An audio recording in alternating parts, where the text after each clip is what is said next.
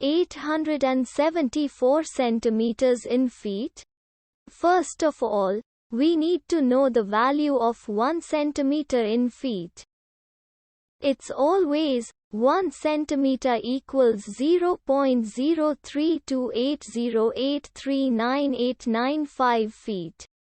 Now we have to multiply 0.03280839895 by 874. Therefore, 874 centimeters times 0.03280839895 feet equals 28.6745406823 feet.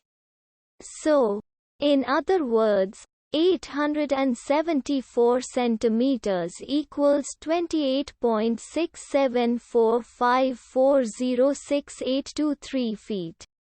We hope you have enjoyed this video.